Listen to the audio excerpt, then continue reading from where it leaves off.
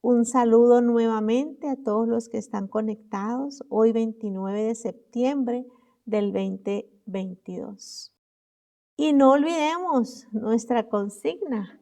Somos lo que Dios dice que somos. Podemos hacer lo que Dios dice que podemos o lo que la palabra de Dios dice que podemos. Y podemos hacer lo que Dios dice que podemos. Y hemos estado viendo entonces muchas cosas que pueden obstaculizar o limitar lo que Dios quiere hacer en nuestras vidas. Y que es bien importante creer de manera correcta, porque lo que creemos determina lo que hacemos. El ser humano vimos que piensa no lo que él cree. Muchos pensamientos contrarios a la palabra de Dios no son pensamientos nuestros, son pensamientos influenciados por el reino de las tinieblas, que quieren robarnos bendiciones que ya están dadas por nosotros en la cruz. Hemos visto que la palabra es una semilla y que da fruto dependiendo de la tierra en la que cae. Esa semilla se debe cultivar, se debe cuidar, y la manera de hacerlo es hablando únicamente lo que Dios dice de nosotros. Vimos que la mayor maleza que tiene la semilla es nuestra boca, es nuestros propios labios, y que tenemos que hacer que nuestra boca hable lo recto que Dios dice de nosotros, no lo que creemos nosotros, no lo que otros han dicho de nosotros, con lo que otros nos han etiquetado, sino lo que Dios ya habló de nosotros. El objetivo, como les dije al inicio de estos devocionales que tengo con ustedes, es enamorarlos de la Biblia, porque cristiano sin Biblia es un cristiano que crece endeble. Un cristiano que no conozca la palabra de Dios, los estatutos del nuevo reino al que pertenece, es un cristiano que está perdido. Y bueno, hoy iniciamos otro tema. Yo tengo con ustedes, a ver, miro el calendario, tengo este día de hoy y el próximo 6 de octubre. Ya sería mi último día con ustedes, porque después ya no estaré todo octubre, estoy por fuera, estoy en las 7 iglesias y posteriormente en Israel. Luego noviembre, no sé si continúo, y diciembre y enero y febrero estoy fuera de Suiza. Entonces voy a tratar de en estos 2 días, digamos que ir a mi yo y tratar de acabar al menos las bases la base de lo que es lo que a mí me salvó la vida. Escudriñar las escrituras a mí me revelaron la importancia espiritual de mis decisiones, de mis palabras, de mis pensamientos, de mis acciones y de cómo me veía a mí misma. Y es lo mismo que yo pretendo hacer con ustedes. Entender mal todas estas cosas estaba afectando mi capacidad para enfrentar los ataques de Satanás y para recibir lo mejor de Dios para mí. Descubrir esas poderosas verdades encerradas en la palabra fue el inicio para ver verdaderos resultados en mi vida como creyentes. Yo no les estoy hablando teoría, yo les estoy hablando algo que está en la palabra, que son principios bíblicos, que fueron aplicados en mi vida y que han funcionado. Hoy les voy a hablar de la carta de Primera de Juan, que nos dice cosas que pueden ser mal entendidas, y voy a referirme al verso 5, al verso 7 y al verso 9. La vez pasada hablé de vacas sagradas, de cosas que entendemos completamente diferentes a lo que las escrituras nos dicen. Y ustedes saben, porque les dije al inicio, que entender mal produce malos resultados. Por eso es importante entender las escrituras correctamente. En el verso 5 dice lo siguiente de Primera de Juan. Este es el mensaje que hemos oído de él y os anunciamos. Dios es luz y no hay tiniebla en él. La palabra me informa que Dios es luz, no que Dios es una luz. Dios es luz. El verso 7 me dice, pero si andamos en luz, como Él está en luz, tenemos comunión unos con otros y la sangre de Jesucristo, su Hijo, nos limpia de todo pecado. Yo pensaba que estas palabras significaban que si era muy escrupulosa en andar cada mandamiento de Dios, entonces Dios me limpiaría de pecado. Algunos, hoy como yo, también tienen cierta confusión con este versículo. La frase si andamos en luz quiere decir que andamos en la luz de su palabra. No si me porto bien, no si ando bien portadito, no ando en tinieblas y no ando en pecados. La palabra aquí dice si andamos en luz. Y vimos, el verso anterior dijo que Dios es luz. O sea, que andar en la luz de Dios, que es su palabra, es lo que nos limpia de pecado. Algunos hoy como yo también tienen esa confusión con ese verso. La frase, les repito, si andamos en luz, quiere decir que andamos en la luz de su palabra. No si me porto bien, no si no ando en tinieblas o en pecado. ¿Cuánto hubiera deseado haber comprendido estas escrituras tan años atrás cuando inicié mi caminar cristiano? Porque yo crecí con la idea de que Dios quería abrazarme un día y pegarme al día siguiente. Algo así como un esquizofrénico. No sabía si me quería, si me amaba, hoy estaba bien, mañana quizás estaba enojado conmigo. No sabía cómo tener una relación con Él, porque yo pensé que dependía de cómo me portaba. Pero entonces me di cuenta que aquí dice si andamos en la luz. Y al fin aprendí que lo importante es dónde andamos, en dónde nos miramos. Porque el dónde andamos, en dónde nos miramos, va a cambiar cómo andamos. Otra vez Suana con sus frases. Todavía ni me he levantado y no puedo entender, no puedo procesar bien lo que estás hablando. ¿Me lo puedes repetir, please? Claro que sí, se lo repito.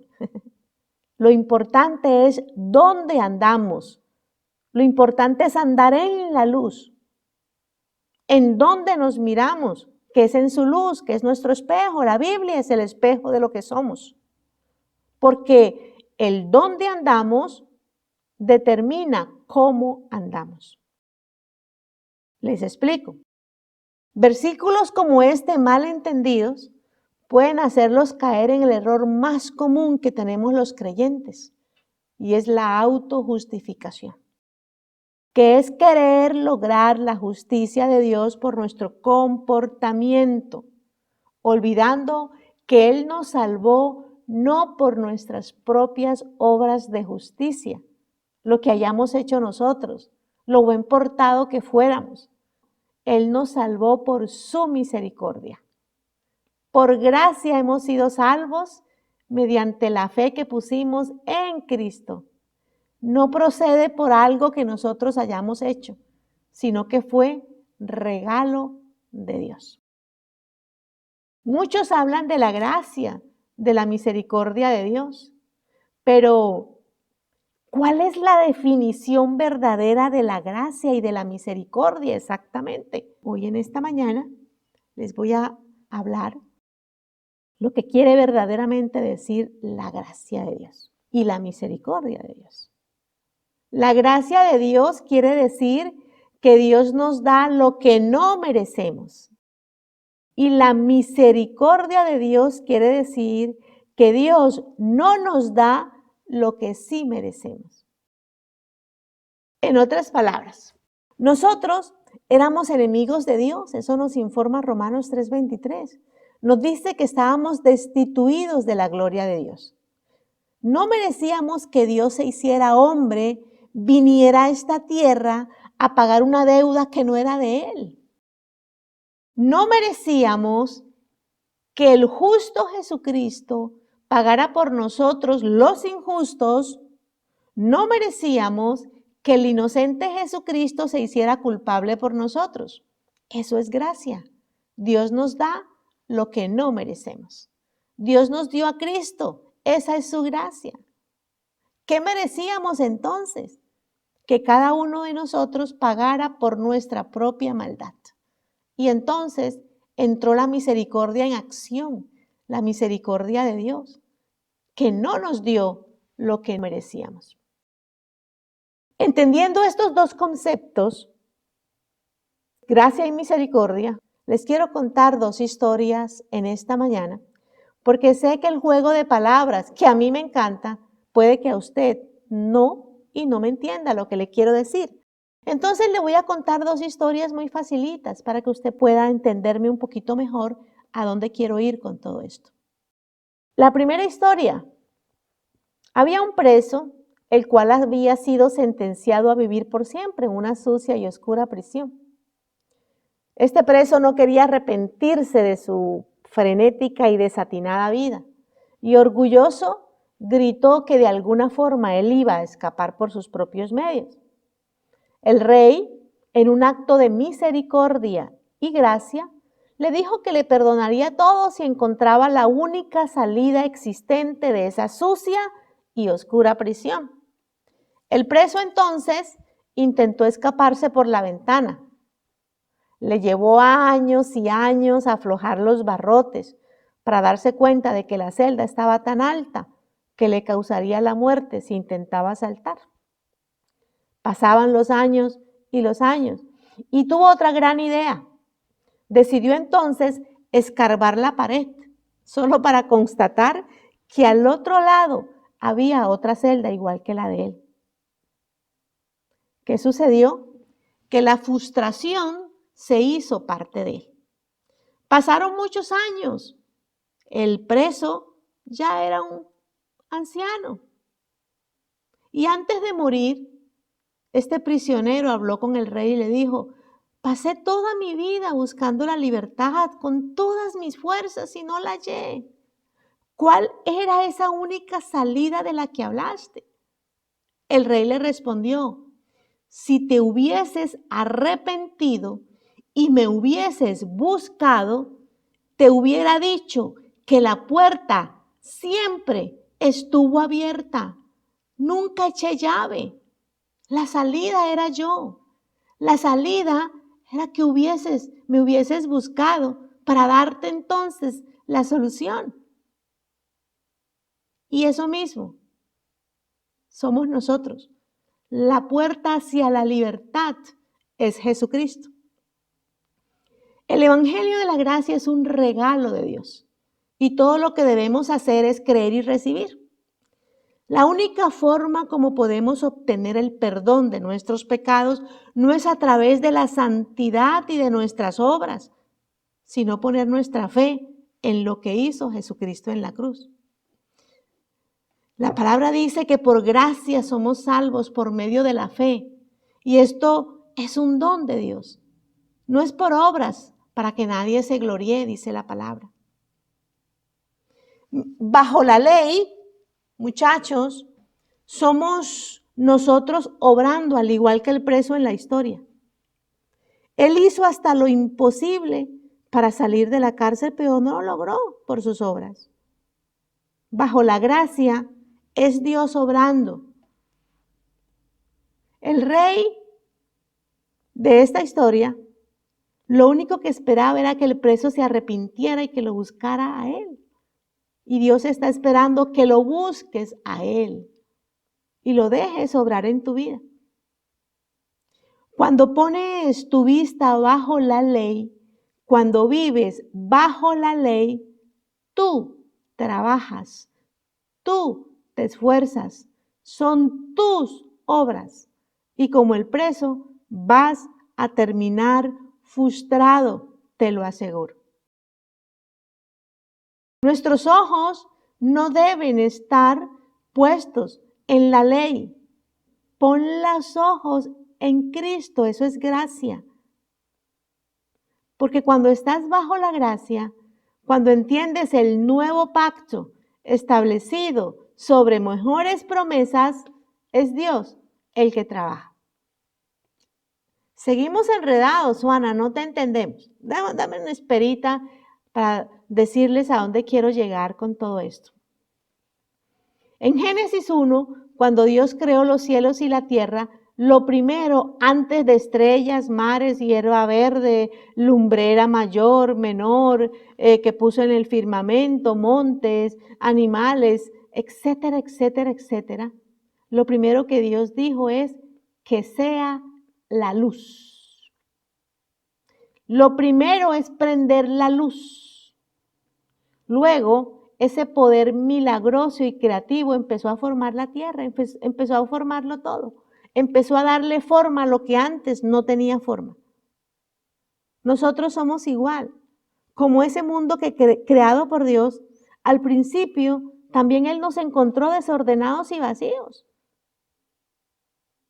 Pero ¿qué sucedió? Nosotros no fuimos orgullosos como el preso de la historia, sino que buscamos al Rey, le pedimos perdón, confesamos su nombre, salimos de la cárcel de Satanás y vino la luz a nosotros. En el verso 9 de Primera de Juan, que les dije que le iba a trabajar 3 versos, el último verso a trabajar dice, si confesamos nuestros pecados, Él es fiel y justo para perdonarnos los pecados y para limpiarnos de toda maldad.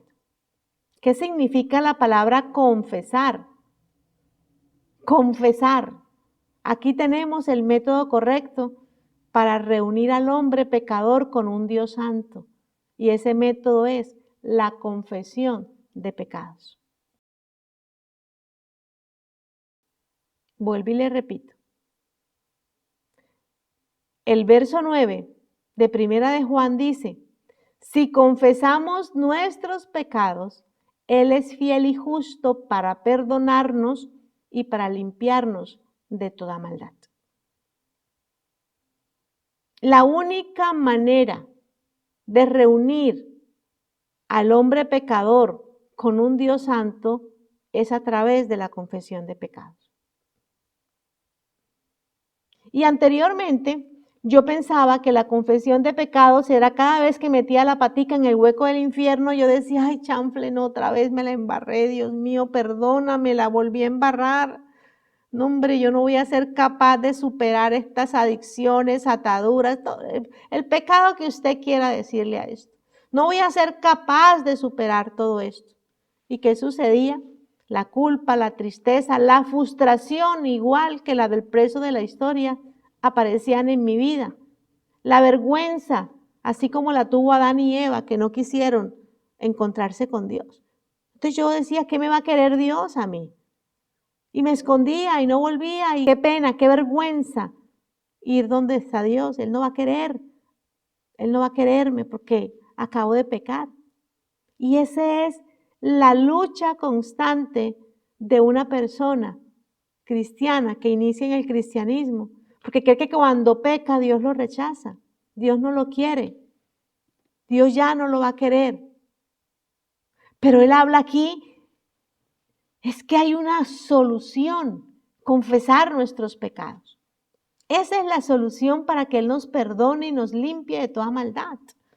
¿Qué significa entonces confesar nuestros pecados? Aquí me perdonan. Yo no soy muy dada a hablar de griego y de yo no sé qué, pero hoy me va a tocar hacerlo. La palabra griega utilizada aquí en confesar o confesión de pecados es la palabra homologeo. Logeo significa decir y homo significa lo mismo. O sea, que confesar nuestros pecados significa entonces decir la misma cosa. Eso es confesar nuestros pecados, decir la misma cosa, decir lo mismo. O sea, que nosotros, la confesión de pecados, para nosotros es decir lo mismo que Dios dice. En otras palabras, cuando Dios en su palabra, que es luz, dice que lo que usted ha hecho es pecado, usted debe pasarse al lado de Dios y mirar desde esa perspectiva. Usted ahora, observándose a sí mismo, lo que tiene que decir es, Señor, tú tienes razón y digo lo mismo que tú dices, yo he pecado. Eso es confesar pecados. O sea, si acostarse con el novio, Dios le dice y le llama que eso es fornicación, porque la luz que es su palabra lo está diciendo, usted sencillamente no contienda con Dios, contienda con su propia carne. Sí, tener relaciones fuera del matrimonio con otra persona que no es mi esposa, Dios lo llama pecado. Entonces, usted debe confesar lo mismo que Dios dice y ponerse del lado de Dios y no sacarle excusas a lo que usted está haciendo. Y decir, sí, Señor, tú le llamas en tu libro, que es mi luz, que esto está mal. Por tal motivo yo estoy mal. O sea, que voy a confieso mi pecado, me pongo de acuerdo contigo, Dios. Y entonces, cuando yo entiendo que lo que estoy haciendo no es correcto, tú eres fiel y justo para perdonar los pecados y limpiarme entonces de toda esta maldad. Yo no contiendo con Dios, contiendo con mi carne. O sea, yo debo llamar pecado a lo que Dios llama pecado. Y ese es el método que Dios utiliza para que el cristiano trate con el problema del pecado. La obediencia a la palabra se ha perdido en la sociedad actual. La mayoría de personas se encuentran sin Dios y sin ley. Es por eso que es tan importante conocer a Dios a través de su palabra, conocer qué es lo que a Él agrada y por ende qué es lo que a Él le desagrada, de tal forma que amemos lo que Él ama y aborrezcamos lo que Él aborrece, viviendo una vida en su sabiduría, no en la mía.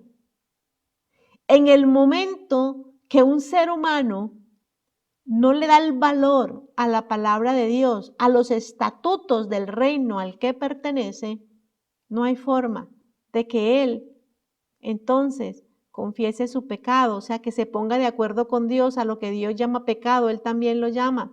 Y por tal motivo, condenación siempre va a tener en su vida. Y Dios está listo, como el rey, para perdonarle sus pecados. Pero usted entonces no está limpio de esa maldad porque usted la mantiene en su mente. Usted se siente culpable y se aleja de Dios. Ese es el resultado de todo esto. Como creyentes sabemos el pago que fue hecho por la humanidad en la cruz y no fue cualquier pago, fue un pago bien alto. El costo de nuestra redención fue muy alta. Y aunque no merecíamos nada, se nos está ofreciendo salvación por gracia. Y es por eso que nosotros buscamos agradar a ese buen Dios, no a nuestra carne, no a los hombres, para que entonces seamos aceptados y nos pongan el rótulo, ay, qué persona tan grata es Juana. No, que sea suficiente con que Dios nos llame bienaventurados, más que benditos, por atender su palabra. Mi salmo favorito, el Salmo 1, dice, bienaventurado el varón que no anduvo en consejo de malos, ni estuvo en camino de pecadores, ni en silla de escarnecedores se ha sentado, sino que en la ley de Jehová está su delicia, y en su ley medita de día y de noche. ¿Qué sucede cuando esto pasa? Cuando un ser humano en la ley de Jehová está su delicia y en ella medita de día y de noche, será como árbol plantado junto a corrientes de aguas, que da fruto en su tiempo y su hoja no cae, y todo lo que hace prospera. La segunda historia que les tengo hoy es la historia de un hombre que estaba en el bosque y mientras caminaba empezó a llover muchísimo. Él dijo, me tengo que refugiar. Notó que había algunas cuevas, así que cuando comenzó a llover aún más fuerte, se metió en una de esas cuevas, de hecho en la más grande que pudo encontrar. Y mientras estaba allí sentado en la oscuridad, comenzó a sentir muchísimo frío y decidió entonces encender una hoguera. Recogió algunas hojas, algunas ramas y encendió entonces el fuego. Solo cuando se iluminó dentro de esa cueva fue que él pudo mirar a su alrededor y allí se dio cuenta que no estaba solo. Nunca se había encontrado en un lugar donde hubiera tantos animales horribles, murciélagos, arañas, lagartijas, etcétera, etcétera, etcétera. Pero lo peor fue cuando vio en un rincón allá que había una serpiente enroscada y lo estaba mirando atentamente. Por supuesto, este hombre sin pensarlo salió rápidamente de ese lugar. Su instinto inmediato fue correr lo más lejos de esa cueva y ya no estaba dispuesto a regresar allí otra vez, sin importar que estuviera lloviendo y que se mojara. Salió corriendo de esa cueva. Él estuvo cómodamente ahí sentado en la cueva cuando estaba en la oscuridad. Pero cuando la luz llegó y le reveló lo que había en la cueva, ya no pudo sentirse más cómodo en aquel lugar. Esta misma debe ser nuestra actitud frente a lo que Dios llama pecado. Cuando la luz de su palabra llega a nosotros, no nos podemos sentir ya más cómodos en ese lugar. Después que confesamos nuestros pecados, ¿qué hace Dios? La palabra dice, Él es fiel y justo. Dios es fiel a su palabra y justo con relación a la sangre de Jesús. Su palabra nos dice que Él nos perdonará los pecados por causa de Cristo y por causa de la sangre de Cristo, porque la sangre de Cristo es la que ha satisfecho sus requerimientos justos para que Él pueda perdonar nuestros pecados a través de Cristo, no a través de nosotros. Y Él es fiel y justo para perdonar y limpiarnos. Él nos limpia. En la parábola del hijo pródigo, el hijo pródigo regresó al hogar desde un país distante, sucio y maloliente, porque procedía de una posilga. Su padre le puso ropas nuevas y un anillo en su mano. Y aquel joven ya no volvería a desear regresar al país, aquel lejano, para terminar viviendo otra vez en una posilga, en compañía de los cerdos. El hijo pródigo, como el hombre del bosque, no querían volver a lo mismo, de donde Dios lo sacó, de donde Dios lo rescató. Por eso Proverbios es muy fuerte cuando dice, como perro que vuelve a su vómito, así es el necio que repite su necedad. No sea usted como perro que vuelve a su vómito, no vuelva más donde su padre lo sacó. Cuando usted confiesa su pecado, o sea, cuando usted se ha puesto de acuerdo con lo que Dios dice en su palabra, que es pecado, usted ha dicho lo mismo que Dios ha dicho sobre el pecado. Y entonces empieza una obra en usted, porque el que empezó la buena obra la irá perfeccionando. No son sus fuerzas, no es en sus fuerzas, es en las manos de Dios. El pecado es un hecho horrible, Dios lo detesta y ahora usted también lo aborrece. Y la confesión, o sea, ponerse de acuerdo con Dios, lo restaura la relación de comunión y de compañerismo con su Padre Celestial. No tiene usted que hacer esfuerzo. Eso es gracia. La gracia es que usted no entiende lo que está sucediendo, pero usted se puso en las manos de Dios, usted medita en su palabra y como su palabra es semilla, la semilla cae, su tierra empieza a ser buena tierra, usted empieza a ponerse de acuerdo con Dios. Si Dios dice que no, para usted también es no. Si Dios dice que sí, para usted también es sí. Usted no puede seguir aprobando lo que su carne quiere, porque su luz ahora le está diciendo lo que es, le está iluminando para que usted entienda lo que es bueno, perfecto para usted, porque pensamientos de bien tiene el Señor para nosotros, para darnos el fin que esperamos. Termino con Juan 2:5. Esta es la más valiosa y clara y corta enseñanza que un cristiano puede recibir y la dio María, la madre de Jesús.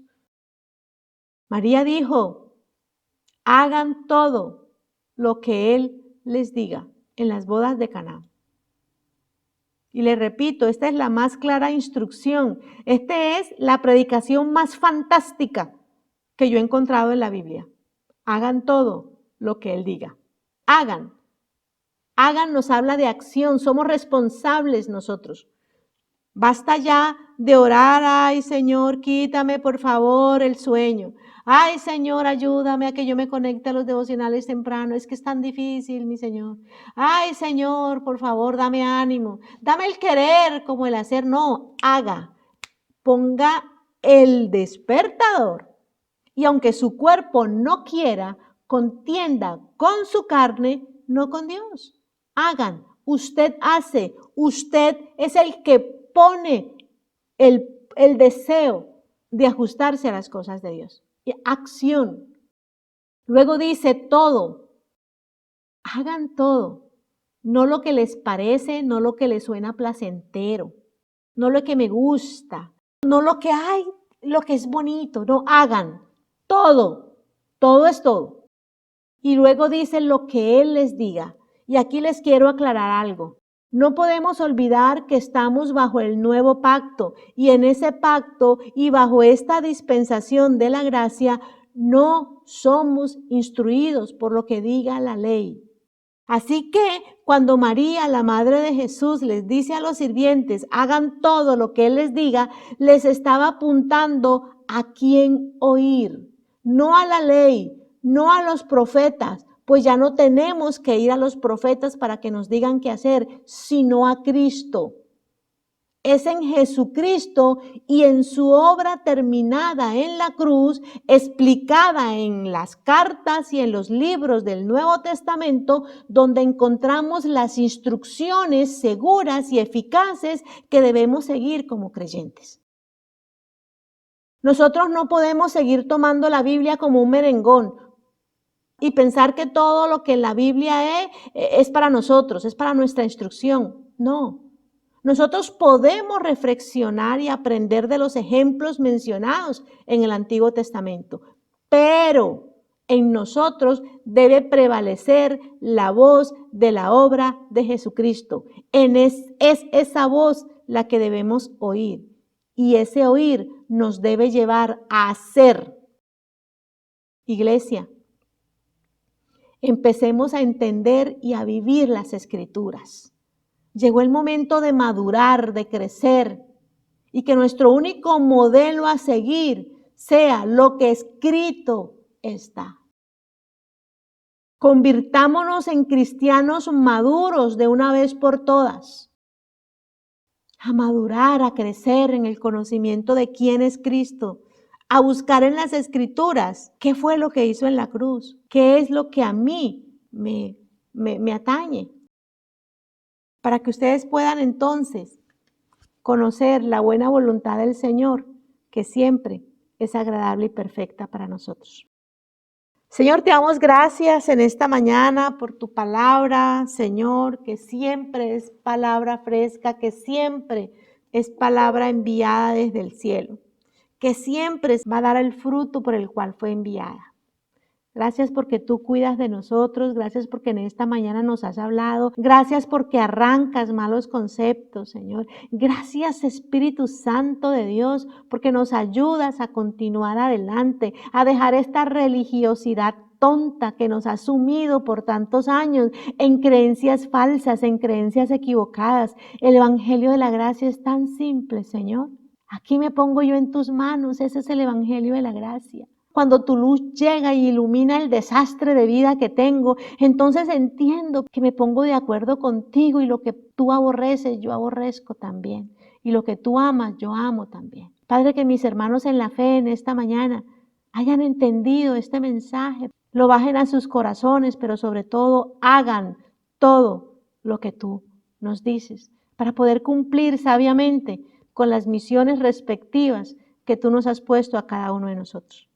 Yo los bendigo en este día y que la gracia del Señor Jesucristo esté con todos ustedes. Amén.